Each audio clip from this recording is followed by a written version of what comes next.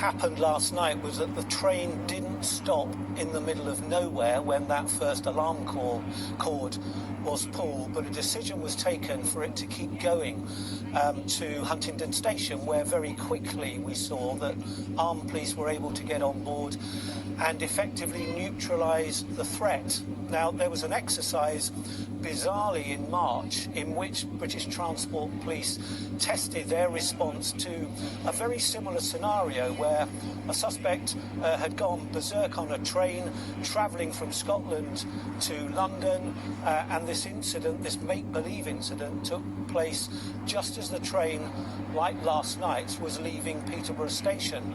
Now, the decision taken during that exercise was to stop in the middle of nowhere where there were no access roads. The train was on top of a very steep embankment. There was woodland around, and it took the armed police in the scenario to get there.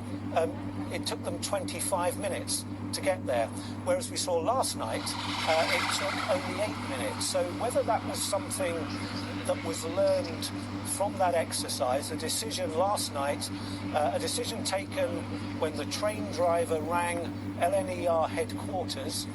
There was a discussion about what should be done after that first alarm cord was pulled, and the decision, which may have saved lives, was taken to keep the train going until Huntingdon station.